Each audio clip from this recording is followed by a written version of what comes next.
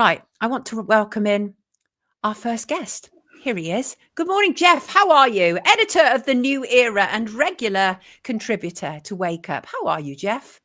I'm great, Sonia. Yeah, weekend's over though, but there you go. Thanks for reminding us of that, Jeff. I always see Monday like a January. You know what I mean? It's like January is like one long Monday for me. But A now little we're in. mini January every week. That's right. We have yes, exactly that. Right. Let's get on to the matter in hand. Interesting stuff. I was reading an article that you'd written from US digital service to US Doge service. Same difference. Tell us about your trip to Washington in 2015, Jeff. Yeah, so back in 2015, I was a sort of jobbing consultant trying to make a living on the back of the technology industry. And at the time, I was running a project for a client who wanted to know more about, what the United States was up to in terms of digital technology within government. And so I arranged to meet an organization called 18F. And 18F was inspired by an initiative in the UK government called the Government Digital Service. And the Government Digital Service was created by David Cameron back in 2011. And ironically, the US Digital Service aped the Government Digital Service in the United Kingdom. And they swapped notes and had conference calls and stuff. And so USDS, of which part was 18F, was created to mirror what we were doing in the United Kingdom in terms of digital. And so I went off and interviewed a few people in the General Services Administration in Washington, D.C. And it was kind of very interesting and so on. But fast forward 10 years, and of course, over the last few days, there's been a lot of attention given to 18F because essentially Elon Musk closed them down and closed down USDS. Now, these organizations were set up to, introduce private sector technology development skills into the heart of government. But it's interesting that Doge has essentially been forced into USDS, and USDS has been renamed the US Doge service. So in effect, Elon Musk had a ready-made organization ready to go, full of private sector employees, wanting to reform government and create new digital services. And of course, now this gives him the prime opportunity to force fit all of his private sector cronies, the so-called PayPal mafia, into the heart of US government. So essentially, there was a lot of talk over the years about the privatization of the NHS. Musk essentially is going to be privatizing the entire structure of digital government in the United States and bringing in all of his mates, like Peter Thiel and David Sachs, who's been appointed the artificial intelligence czar by Trump. And he, of course, worked with Peter Thiel, formerly of PayPal, and Musk, formerly of PayPal, and David Sachs, formerly PayPal. And David Sachs was a big investor in Peter Thiel's company, Palantir. And of course, Palantir is the company that is going to be running digital identity services in the heart of US government, as it's already doing within, for example, the NHS in the UK. So it looks as though they're kind of replicating those organizations that were there already back in 2011 and 2015 when I was there, but they're going to be force-fitting Musk and Trump's corporate technocratic pals into these ready-built organizations. It's absolutely fascinating. So the framework is already there. And also, it should be pointed out, of course, that Elon Musk, he's not been voted in by the American people. And in fact, Doge isn't actually a government department, is it? No, it's not. It's, he's a special advisor, essentially, like we have SPADs, so he's essentially a Dominic Cummings type person, who is put in to create all of this change. And do you remember when Cummings was around? He he talked about, radically changing the nature of the civil service. But it's interesting that even back then in 2015, GDS, which was the equivalent of USDS, and still exists, by the way, they recently changed their name, but GDS still exists. But back then, GDS's big project, the one that it really wanted to develop and make universal, was a service to allow everybody to sign on, have a single sign-on for government identity, and it was called gov.verify. And of course, USDS is now doing something very similar. So they've got a single login service for US service. And of course, that's something that Musk is going to keep, because that is going to be the entry point into digital ID. Now, gov.verify flopped because, again, GDS wanted all of its corporate cronies given part of the action. So you had organizations like Fujitsu and so on who were brought in to run the gov.verify service, but it completely flopped because there was no enthusiasm from the general public to give all of their private data to central government. But of course, this could be an entry door into central bank digital currency services. So in other words, in order to get access to anything, including a digital wallet, which will be your primary means of getting money and holding money, and probably using digital dollars or dollar stable coins as they're known. And of course, Howard Lutnick, who's the guy behind these dollar stable coins, has been appointed US Commerce Secretary. So all of the cronies are there and in place to really forge ahead with this digital identity scheme at the heart of US government, and also advance the so-called dollarization project. So US dollars are going to become the definitive currency in the global south, and they're already doing it in South America.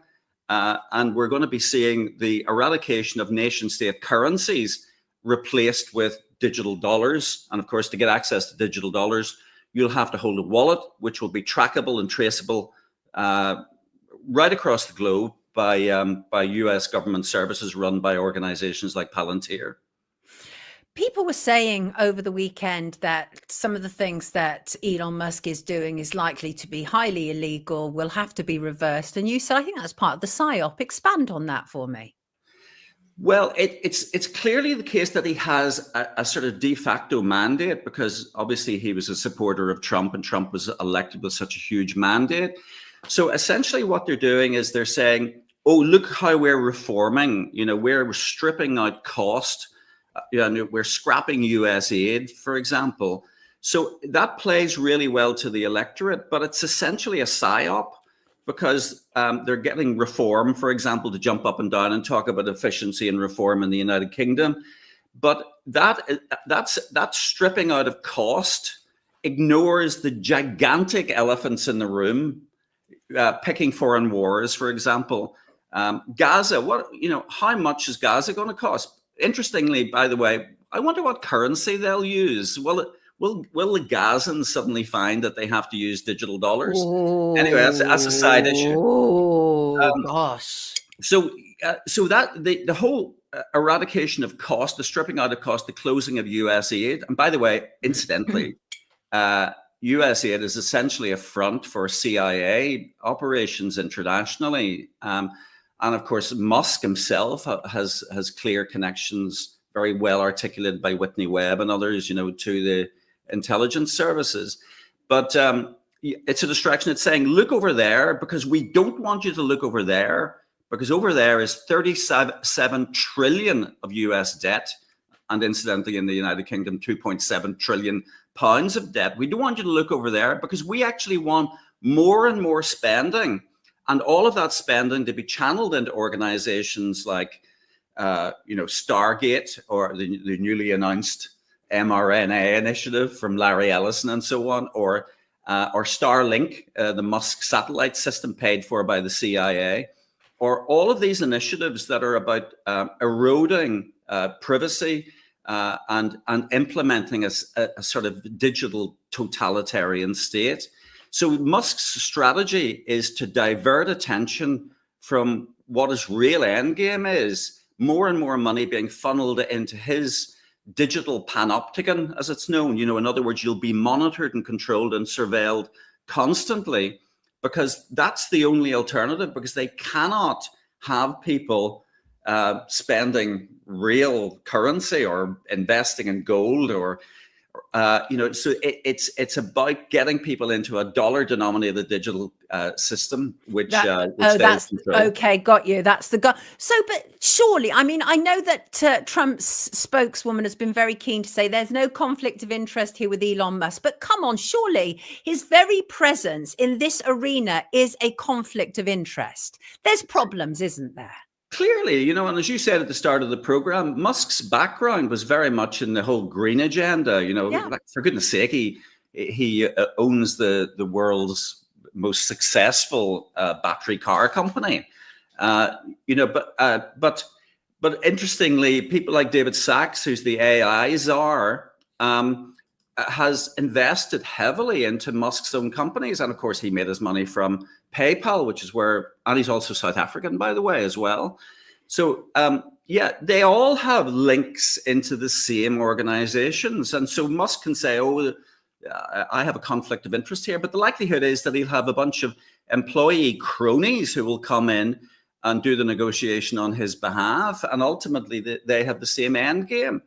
So this is all about the continued corporatization of government service and the channeling of money through to these technocratic corporations that essentially are about the creation of constant 24-hour surveillance and control. So, it's going to make COVID-19 look like a no, don't. In the play park. Oh, no, please don't. It can't be worse. Please, it can't be worse. But I think it's interesting, the sheer volume of hypocrisy around this whole issue of USAID, because, for example, Musk has benefited substantially from it. We know that at least $15.4 billion in government contracts over the past decade have involved Tesla and SpaceX. He's done very well. And in fact, the Trumps, they were formerly absolutely in support of it. Both Ivanka and Melania had gone around the world and talked about how great USAID is. So why now the sudden hatred of it?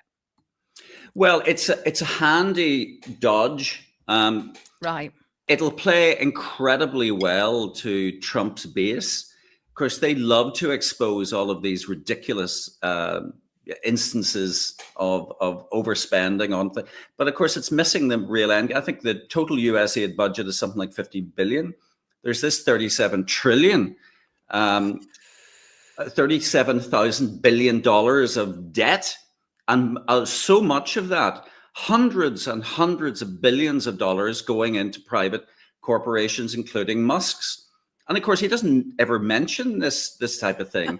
The amount of money spent on Palantir alone, Palantir's stock price has risen much more than the value of Bitcoin, because everybody knows, of course, they're going to be just gifted all of these vast government contracts. Because if you think about it, if you're running digital ID services on behalf of the entire American public, and of course the whole border crossing issue as well is a big straw man, because if all these people are crossing the border and they're all going to be kicked out, for example, if they don't have sufficient papers, digital ID is a brilliant way of enforcing this. So everybody's going to have a digital logon, and anybody who doesn't will be kicked out of the country. So that's an incredibly lucrative contract. And of course, if you've got your own Doge people right in the heart of government, right in the heart of the administration, creating 18F, the innovation team, who are apparently acting on behalf of the president himself, this is going to blow everything apart. It's all becoming horribly transparent now, though, isn't it, about who they consider their favorites, who are their allies. And I think it's really interesting. They found all this excess money, but apparently no excess money has been going to Israel. And that's just fantastically curious, isn't it, really? They're clearly intent on protecting the relationship with Israel, aren't they? Oh, absolutely. Because Israel essentially is the 51st state. Right. Israel has been working with organizations like Tether, for example, to introduce a digital shekel for the people of Israel who have been multi-vaccinated doctrinally as well. There was de facto mandatory vaccination in Israel.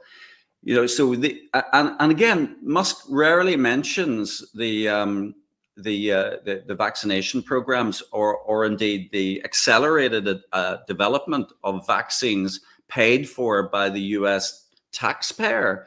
So these initiatives will continue because they suit Musk's purposes, absolutely. And of course, the entire Trump front bench team is wall-to-wall Zionist. Now, you've had people like Majid Nawaz in the UK saying, "Oh no, this is not the end game at all." Trump despises Netanyahu, but I think this is nonsense. Again, because I think even Reform is beginning to sense the general public opinion is that the US handling of the Gaza situation has been ridiculous, intolerable. We cannot. This narrative cannot continue. The Americans cannot go in and take over Gaza, make it a U.S. protectorate in conjunction with the Israelis. The arrogance. And the only way they can maintain that is to spew out all of this propaganda. But I think even people within the Reform Party who would support them are beginning to see through this nonsense. So hopefully it'll result in some type of schism. But the playbook is to divide and conquer. You divide on the basis of religion. You divide on the basis of white and black, as you were again alluding to in terms of Musk's position vis-a-vis South Africa. Yeah. So this is always the end game, and the Reform Party needs to start putting some distance between itself and the Trump administration, because people are seeing through this nonsense. And ironically, we're seeing some degree of unity across left and right, because those concepts don't even exist any longer. No. But vis-a-vis Elon Musk and his corporatism and his tactics, because this cannot play out. It is going to be worse than anything we've seen over the last 5 years if it's allowed to continue. But he seems to be very plausible to many people. Many people treat him as the second coming, Jeff. I don't need to tell you that. It's very cult-like. I loathe going on X now because it's just like Islam, Judaism, it's just constant, isn't it? It's absolutely, like you say, it's this endless division. And it's his playground. We know that, absolutely. But I'm waiting for the fallout between Trump and Musk, because it will come. I cannot see two giant egos like that being able to get along for any great period of time. Yeah, well, of course, there's lots of conspiracy theories that Trump may well be sort of playing a part. He may well be exited stage left in order to make way for J.D. Vance, who will, of course, implement this corporatist technocratic vision with bells on. So it may well be that Trump's tenure there is going to be limited. I suspect that this is a corporate stitch-up. It's got nothing at all to do with democracy. It's nothing at all to do with the Republican Party. I think the money men and the corporatists who have no ideological positions whatsoever, they try to give the impression that they're libertarian or whatever. This is nonsense. Mm-hmm. This is all about a technocratic and a one world technocratic vision.